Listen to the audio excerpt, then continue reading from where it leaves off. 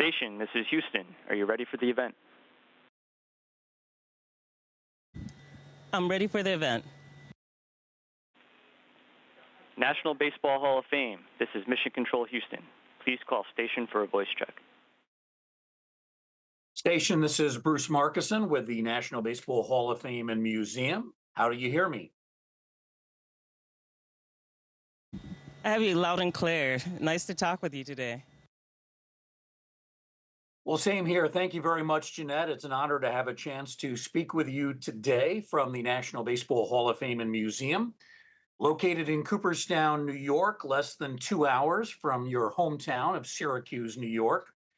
Jeanette Epps is the Expedition 71 flight engineer aboard the International Space Station, and we will be asking Jeanette questions that we have collected from students via the museum's Black Baseball Initiative, education, and outreach programs.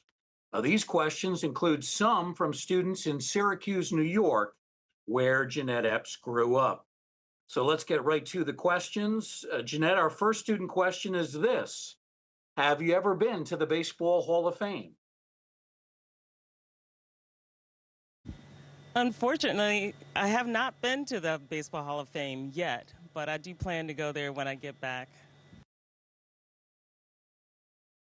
Very good. And I see that you're giving us a little bit of sampling of baseball in space there. Very nice.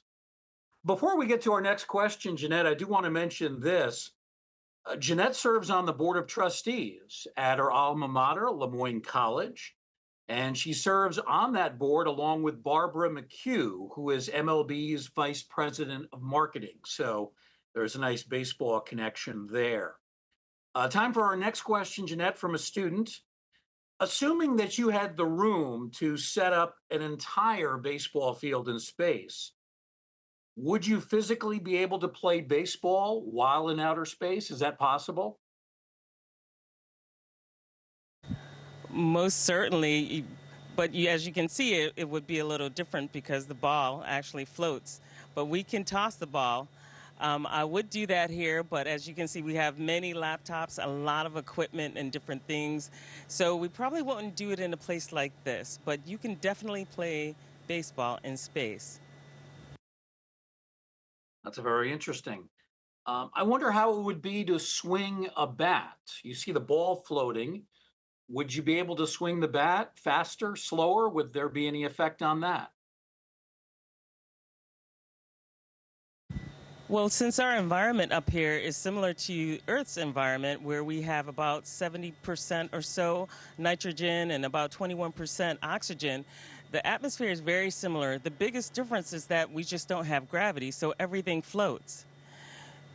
But you can swing a bat as hard as you can swing it on Earth. The bat is just mass now. It doesn't have weight, but it does have mass. You can still swing a baseball bat in space. You could toss a ball, and you can even get it to spin so that you can get it to curve and spin through the Magnus effect. So as the baseball spins, it'll get a little lift, and you can arc the ball, and you can basically toss it however you like. That's very interesting. One of our students was curious, what exactly does a baseball field look like when viewed from outer space? Well, it's actually hard to see it. We're about 260 miles above the Earth's surface. We can see a lot of things. We have to use special cameras, though, to see things like a baseball field. We have to zoom in very far to take a look at those baseball fields, but we can see a lot of terrain features like rivers. We can see the Himalayas from here. And if we know exactly where we're going over, we can use a camera and maybe get a really good glimpse of a baseball field.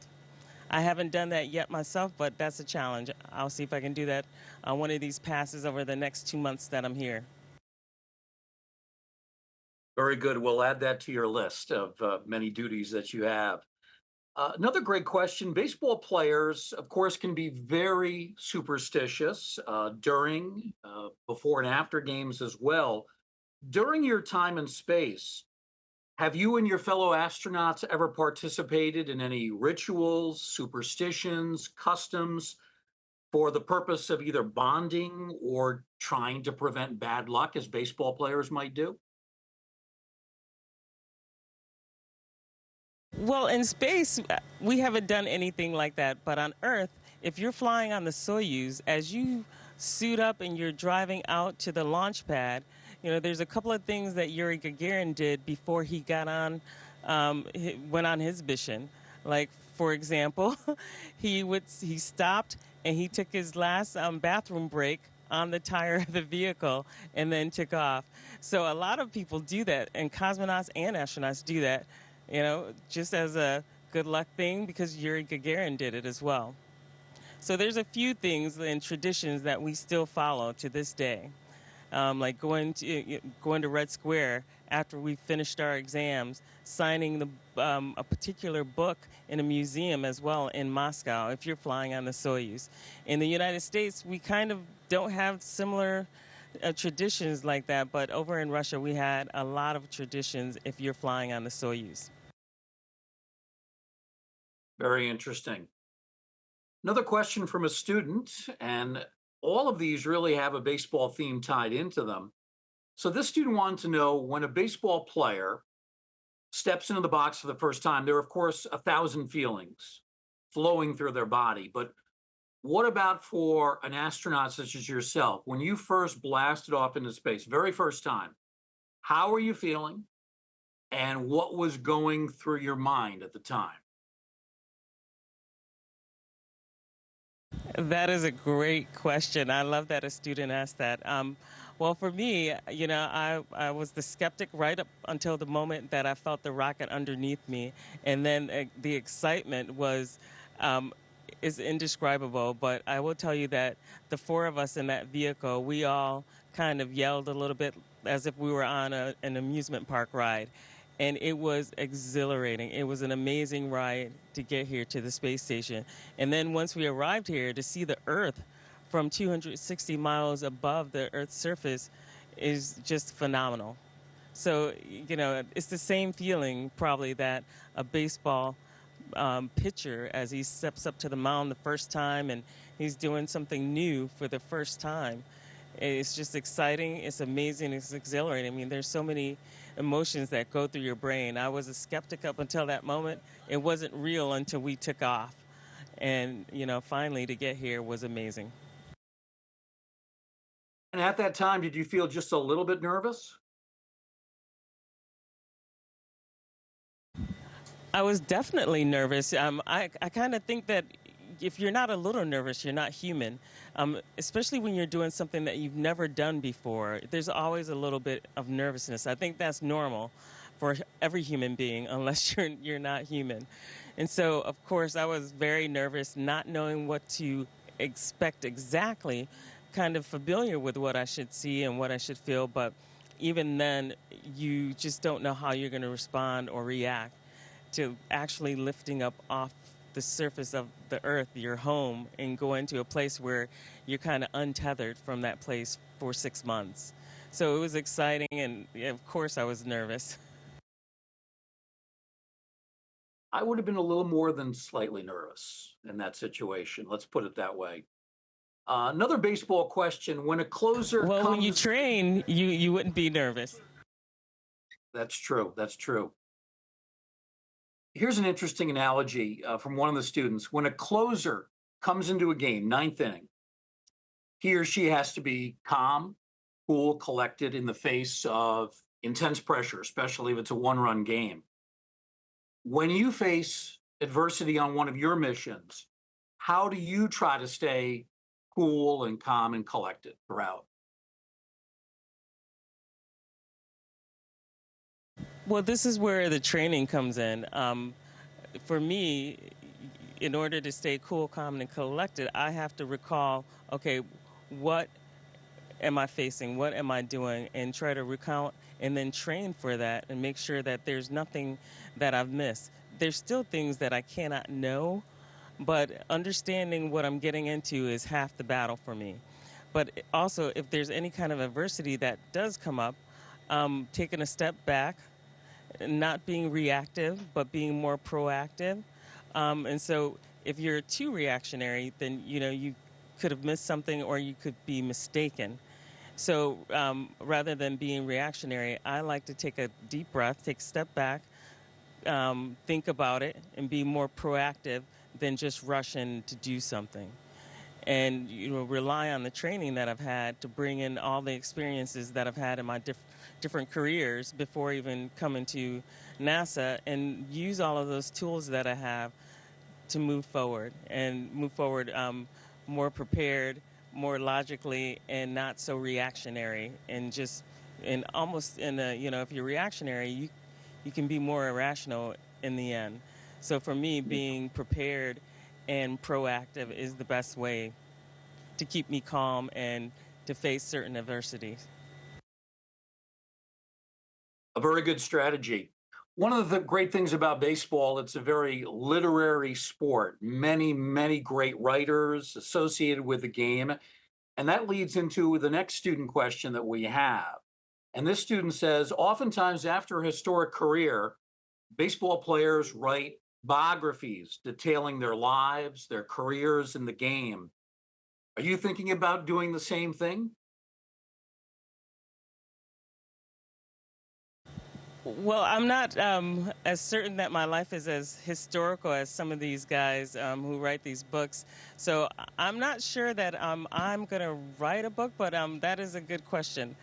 There's a good chance that I will, but I'm not sure what I would write about right now. So at some point, that may be a discussion that I'll have with my family, and we'll see what happens. Jeanette, we have just a couple more questions for you. I'm curious what it was like for you growing up in the Syracuse area. Take us back to your childhood days. Well, it was always my twin sister and my mom. So it was always the three of us when I was growing up. I have other brothers and sisters, but they were always off doing their own thing. But all of my brothers and sisters always supported Janet and me for whatever we wanted to do. My oldest brother, who was in the Army, he always sent back books. He sent back atlases and encyclopedias for us to read because he knew that, we loved to read as kids. And so growing up, we had a kind of a normal childhood, in a lot of sense. Jeanette and I, we weren't raised by parents who were scientists or engineers, but just by people who really supported everything that we wanted to do, and that's kind of how we ended up in STEM. My twin sister did molecular cell biology, and I ended up in aerospace engineering. So we were pretty happy as kids. I worked when I was in high school. I started working, and I met many people and made a lot of friends. And then I went on to Lemoyne College. So my life is it was very normal, I would say. I was just doing things that people, I think, around me didn't think were normal for girls like me and my twin sister. So maybe that's part of the story too. Jeanette, while you were growing up, did you have any astronaut heroes that you admired, followed their careers? Or if not astronauts, maybe people in the general science area that you admired? Oh, there were plenty of people that I admired. Well, it's interesting because my oldest brother, he was the one who recommended that I go to school for aerospace or maybe even become an astronaut. I never dreamed that they would pick me to be an astronaut because this is the year that they selected several women to become astronauts, and that class included Sally Ride. So all of those ladies, I commended them, and I thought they were doing amazing things when I was a little girl, but I never dreamed that I'd get selected. So it was people who were doing things like that, watching Carl Sagan on public television, even growing up, and a lot of public television. These people who were in science doing major things were the people who were my heroes. And my twin sister and I, we also watched a lot of science fiction, like Doctor Who and things like that. So there were things like that that really influenced us. Well, that's very interesting. You're a fan of Doctor Who. I know a lot of people who love that show.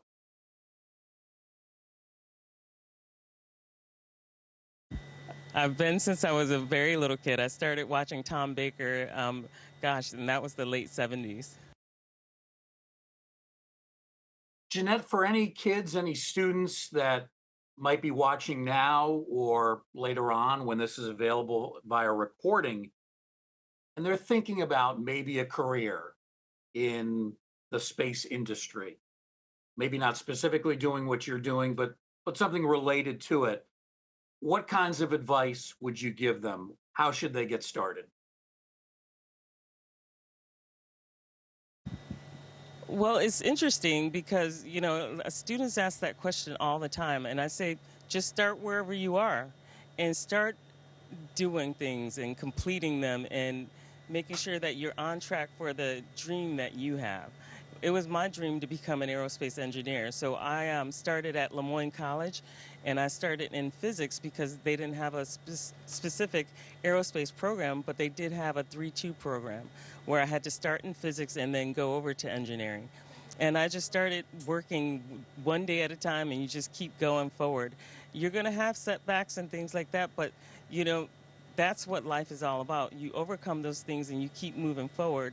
And sometimes those setbacks, when you overcome them, you feel like you really earned what you're setting out to achieve.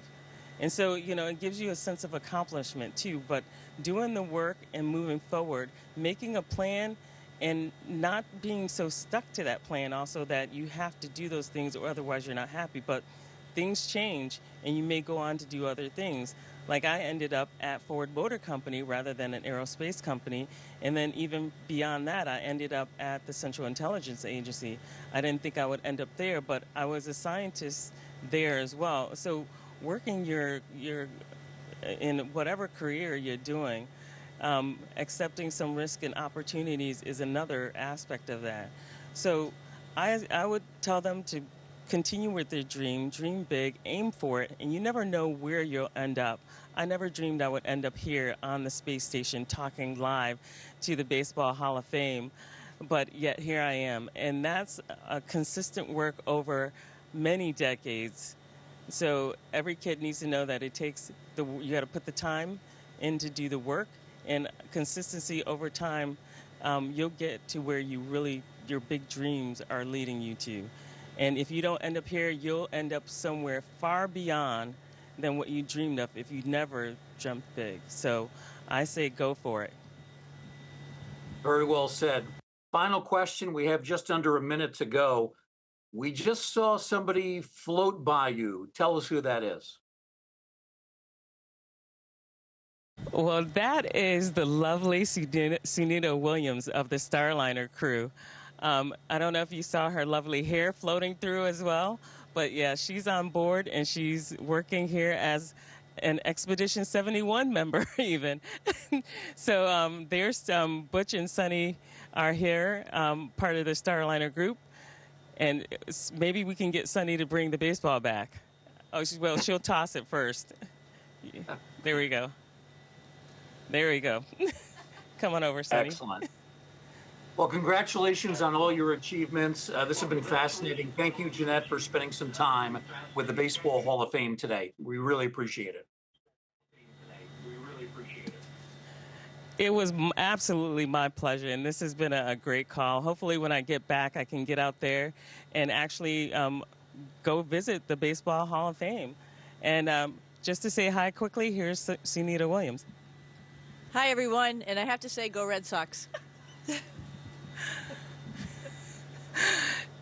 That was totally unscripted, so thank you, guys. Thanks for having me here.